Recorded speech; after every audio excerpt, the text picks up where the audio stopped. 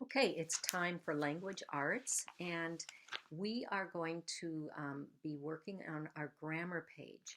Remember last time I had you work on singular possessive nouns, so we add apostrophe S, and that's pretty easy. Just add apostrophe S if we're just talking about one. But on page 119 now in our Journeys workbook, we're talking about plural possessive nouns. This is not an easy thing to remember. And so we're going to just do this together. It says at the top of the page, to form a plural possessive noun, add an apostrophe to the end of plural nouns that end in S. So instead of apostrophe then S, we write the S and then the apostrophe. Add an apostrophe and S to the end of plural nouns that do not end in S. Okay, well, we'll get to that. So let's take a look at their sample sentences in the box up here. Raymond put his sister's postcards in the mail. He has 3 sisters, so he made it plural, sisters with an S, and the postcards, they belong to all of the sisters. So notice we put sisters, plural, and then the apostrophe to show possessive because it's plural instead of singular. The next one, the children's letters were from all over the country. Children is the plural form of child. One child's letter, but we have several children, so we've already made it plural, children, but because it doesn't end in S, we add apostrophe S to that plural word. This is a lot, especially in 3rd grade. I know when I taught 5th grade, we taught this same thing over and over again, and it takes a while before you really get the hang of it. So we're going to look at number 1, men. Men, 1 man, 2 men. So men is plural, but it doesn't end in S, so we're going to add apostrophe S. I'm going to write that down. M-E-N, it's plural, so add apostrophe S.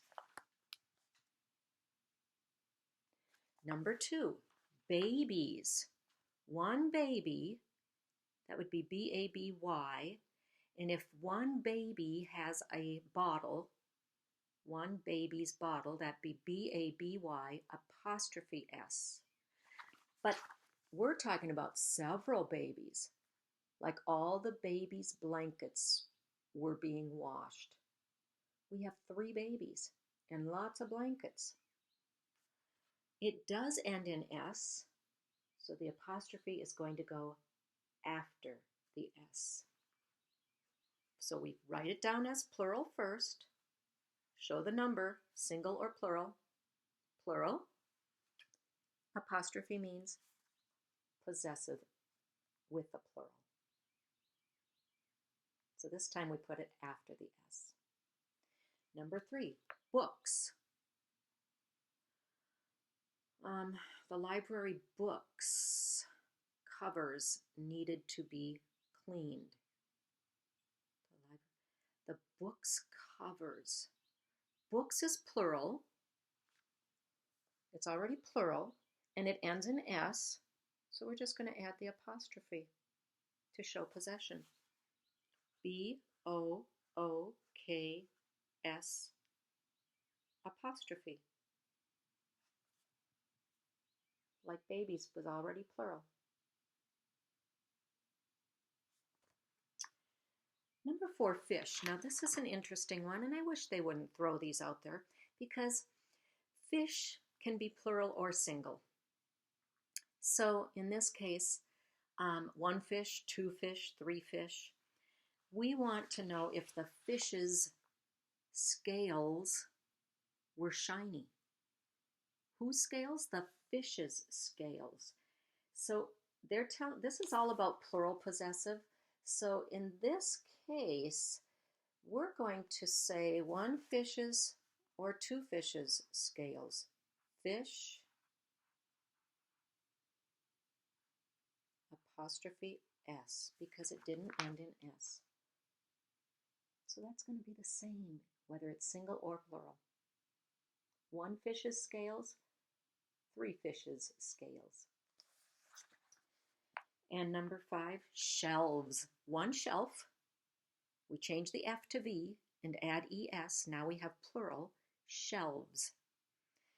Now it says add an apostrophe and S to the end of nouns that do not end in S, but this one does end in S, shelves. To form the plural possessive, add an apostrophe to the end if it ends in S. So in this case, just like with men's, we're going to put shelves, apostrophe. S-H-E-L-V-E-S, apostrophe.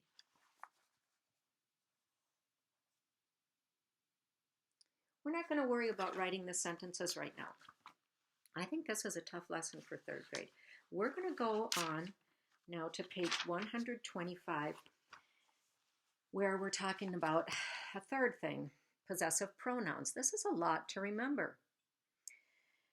Pronouns are words like he, she, I, you, me, they.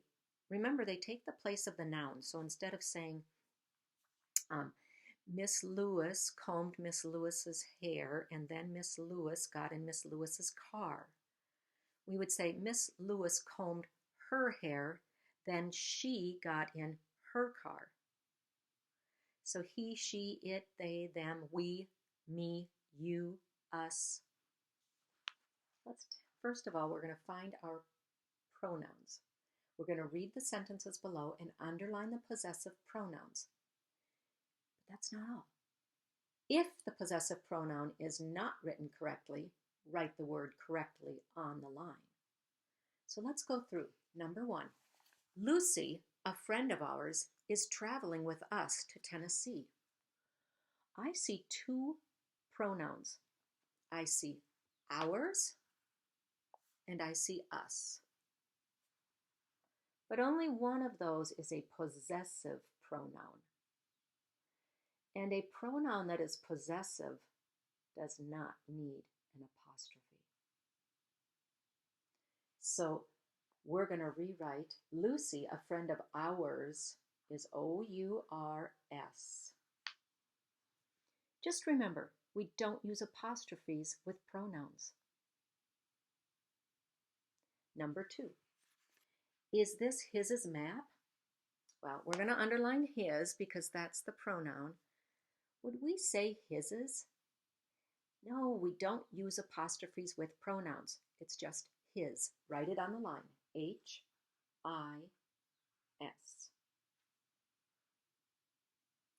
My favorite part of a road trip is the snacks. What's the pronoun? He, she, it, they, me, my, you, her. Oh, there it is, my. Would we say my's? Apostrophe S? No. There is no apostrophe with pronouns. So we don't have to write anything because it's correct. Go to number 4. That is hers backpack. Well, her is a pronoun. And sometimes we say that is hers. But in this case, that is hers backpack or that is her backpack.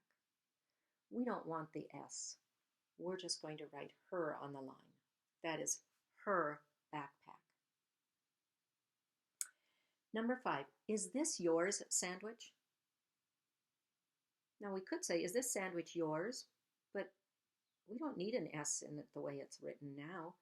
Is this your sandwich? Y-O-U-R.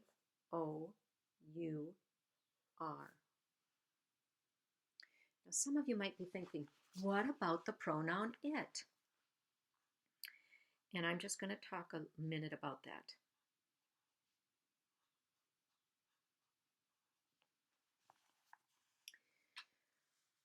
This is a contraction for it is.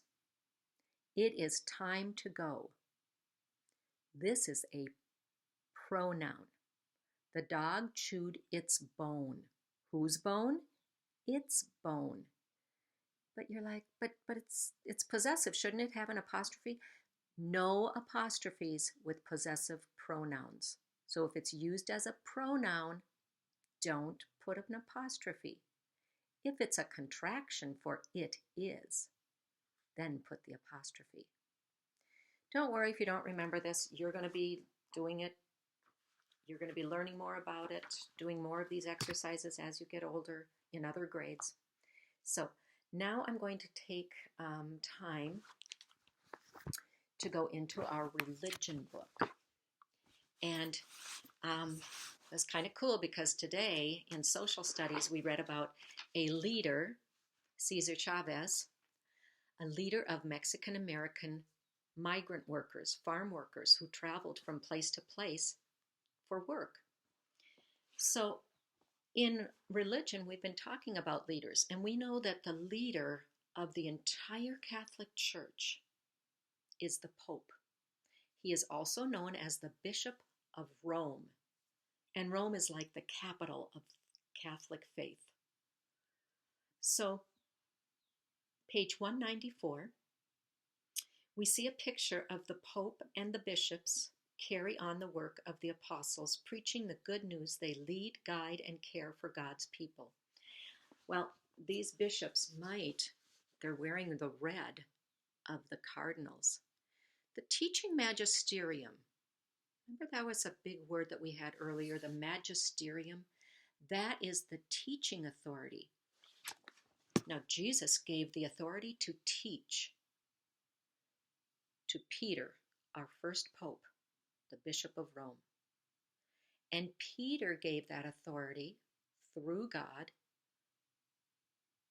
to all the priests and deacons and all the ministers of the faith, including bishops and cardinals as well. So let's take a look at our Catholic faith words. This is a big one, apostolic succession, but we've been talking about it a bit. So we see the word apostle in there. And then we see success. Now, success might mean that you did it all, you succeeded, you were really good at it, and you made your goal, you succeeded. But in this case, remember, succession means to come after, to succeed. Something that comes before is to proceed or precede. But like a procession, we process, the procession starts the Mass. So process or success. Succeed comes afterward. It says, apostolic succession is the term used to describe how the authority and power to lead and teach the church is passed down from the apostles to their successors, the bishops. It's been passed down from Jesus' time all the way down for over 2,000 years. And then, what is a bishop? Well, we know Father Cook is a priest, and he leads the parish. A bishop is an ordained man who works together with other bishops and the Pope in teaching, leading, and making the church holy. The bishops are the successors of the apostles. They're doing the apostles' job, and they're kind of like the priest's boss, if you think of it that way. They're in charge of many, many churches, but they can't take care of it all themselves, so they have priests at each of the churches or each of the parishes. Let's go ahead and read. Chosen to lead. How do the Pope and the bishops lead the church? The apostles were the 12 men chosen by Jesus to be the first leaders of the church, and Peter was their first leader. The apostles' teaching and authority have been handed down to the bishops, who are the leaders of the church today. They are the people who now take the place of the apostles on earth. This is called apostolic succession. The Pope is also the Bishop of Rome. So he's a bishop as well, but he's like the big bishop. And there are other bishops in big areas called archbishop, where they are over like a larger diocese. So the Pope is also the Bishop of Rome. The word bishop means overseer. He oversees. A bishop is an ordained man who helps to lead, teach, and serve a diocese. We at Immaculata are part of the Charlotte Diocese, and we have our bishop.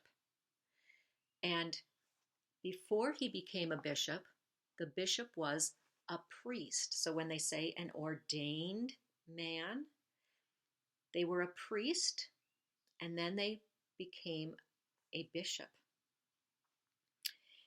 We use the word magisterium to talk about the teaching office of the church, which is all of the bishops in union with the Pope. And if you look at magisterium, do you see the word magi?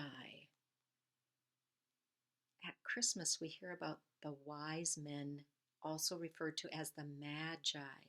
Well, if you were a teacher, you would be considered a magi. A magi is a teacher. The magisterium is the teaching authority.